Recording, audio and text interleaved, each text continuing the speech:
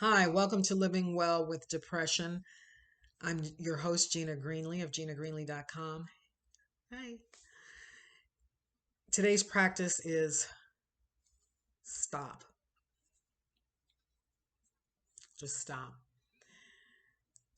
I don't experience it so much anymore, but there was a time when I would say, wake up at 7 o'clock in the morning.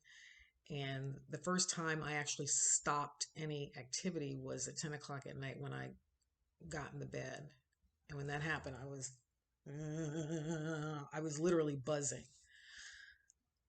because throughout the day, I hadn't taken the time to simply stop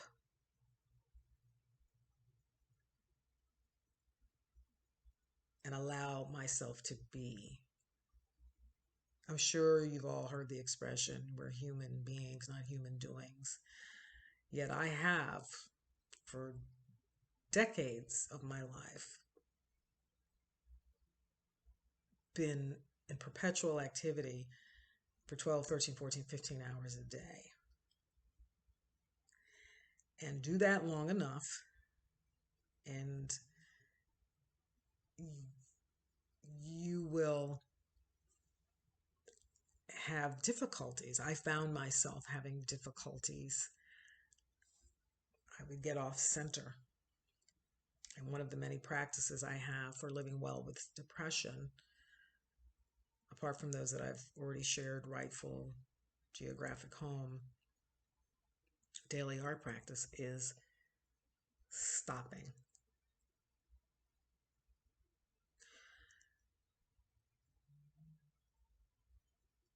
Now, because I've learned that if I don't do that, I don't make the best decisions about what I eat, what I say, who I interact with, and all of these less than great decisions contribute to me getting further and further off center. And if I don't observe that with intention over the course of each day, I'll get so far off center to the point where I would begin to, the term I use is spiral. So before I get to the spiral place, stopping as a practice helps me see where I am, how far off center I am, and oh, okay, so this is where I am, and all right, so um, what do I need? And that's the topic of this playlist, Living Well with Depression. What do I need today in this moment to move closer to my center? And one of the practices that I've adopted to live well with depression is to observe when I've been a human doing, not a human being. Doing, like a crazy wind-up toy. And I will put in the transcript box links to scholarship on Ultradian rhythms. No doubt you are familiar with the term circadian rhythm. How human energy cycles on a 24-hour period. There is scholarship. It's not hocus pocus mumbo jumbo. And intuitively, I believe you know this from your own experience, that if you are a human doing all day long, and you don't recalibrate by doing what you need to do, engaging your practices with intention to move you back toward the center, you wind up, if not, in the case of someone who is a person who has lived with depression their whole life, you just burn out. So ultradian physiology is about how we pulse every 90 minutes. We're not on a single line.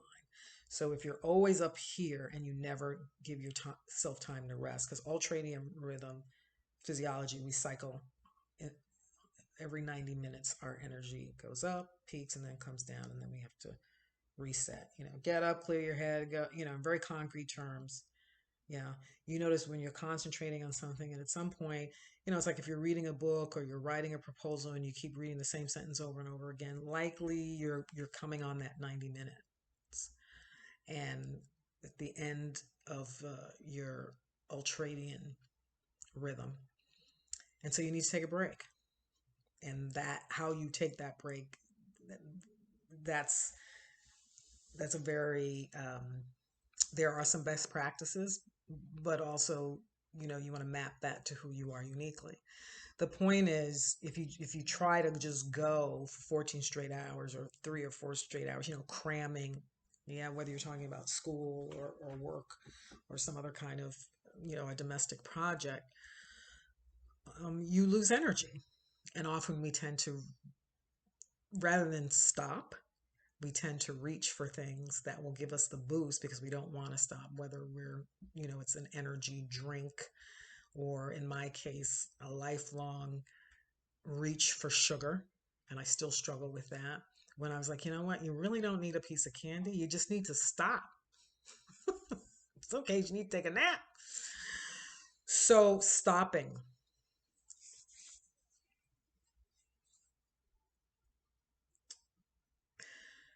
There have been high profile deaths by suicide. High profile in that the people who chose to uh, terminate their lives by suicide were in the public eye, or the nature of the suicide uh, made it made it well known. One of the, particularly in the case of people who are highly achieved, uh, a pattern that I've observed. Again, I don't know these well-known people personally, and nobody, we all have our public personas, even if we're not well known. But I see what I observed is a common, as common among some of these high profile deaths by suicide, is uh, the observable fact that they didn't stop. It's achievement on top of achievement on top of achievement on top of achievement. And unless there's that time to, if you go back to the term ultradian physiology, ultradian pulsing and rhythm, unless you take that time to rest and you're pulsing as opposed to just doing, uh, humans do burn out. We're not machines. We're organic beings. So, um, and if you get so far off center because you're doing, you're a human doing and not a human being, and not taking the time to be every so often, to honor the fact that we have rhythms that travel up and down throughout the day, usually in 90-minute pulses. You get so far off center that in some cases, right, you just, hey, rest is the final rest. Or we have seen people in the public eye literally check into facilities where they can just sort of just collapse. And what I'm suggesting, based on my own experience, is really to have a practice of observing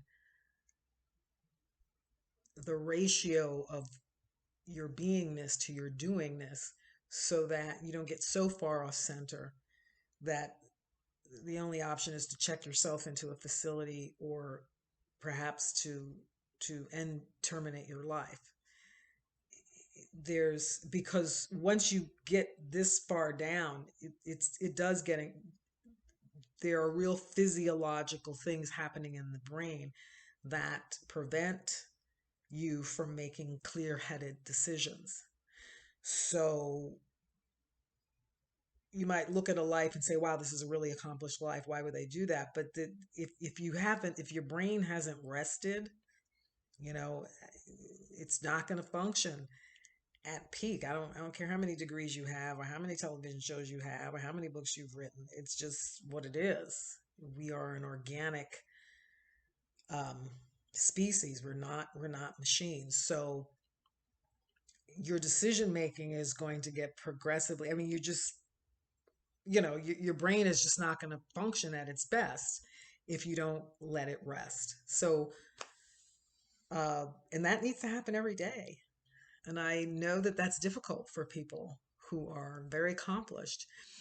I'll talk about someone who Michael Phelps. I read about him in a book. I don't follow the Olympics. I don't follow. I didn't even know who he was till I read about him in this book called The Power. I think The Power of Habits it's by Charles Duhigg. I'll put that in the transcript box. Uh, but he's been open about his challenge with depression, and he just stopped at one point. He got his I think he got his 8 gold medals, and he was fried. After 5 years of just doing this clockwork machine thing, he wanted nothing to do with swimming. And look, I get it. So he was so far away from center. He was just like, ah. And he talked about, I think he had one incident of a DUI, and that was very humiliating for him, whatever. But he, again, if all you're doing is this sort of machine-like, very high level existence, but you don't take time to hit the reset button, you're not going to make great choices. I don't care how accomplished you are. In fact, probably the more accomplished you are, if you don't allow yourself to be vulnerable, to take a rest, to stop, it just compounds, and you get so far away from center that it's very difficult to make decisions that are in your own best interest. So we've had people such as Michael Phelps, other Olympians talk about, I just stop. And so we can all do that. And for me, that was a game changer. I literally asked myself a question. It was a prompt I gave myself beginning 14 years ago, when I realized that part of a life-threatening clinical depression that I experienced, it was multifactorial. Uh, Leaving a place I lived in for 15 years, where I had been very deeply connected to two psychotherapists who had reparented me, so that I could live well as an adult after experiencing a highly dysfunctional childhood, moving to a place where, though it felt like my rightful geographic home, I still had no support system. And being, while I'm not a Michael Phelps, um, being a person who was very driven, um, I realized when I finally did stop, I literally fell off a cliff. I mean, not literally, I should say I metaphorically fell off a cliff. And I realized that stopping couldn't be something that I did only when I was in crisis. Stopping had to be a daily practice. I had to respect the rhythm of my human beingness and not yoke myself into human doing, like that toy, that wind up toy that never stops. So stopping is huge, and particularly for people who are high achievers, often stopping is equated with failure. And when in fact, stopping and resting are part of the achievement cycle. And that's an important piece to get one's mind around when one wishes to live well with depression. while also being a person that likes to get stuff done. So that's stopping that's a big deal. Just give that some thought, and that's again, that's one woman's story. That's my experience. That's part of my practice. So thus far, we've done rightful geographic home is one practice for living well with depression. And even if you don't live in your rightful geographic home, even if you don't know what it is, you can begin that journey. And I'll put the link to that blog that talks about that. Daily art practice, huge, absolutely huge. And stopping, observing when you're a human doing and not enough of a human being, and building into your day on a daily basis moments when you stop. Thanks for joining me.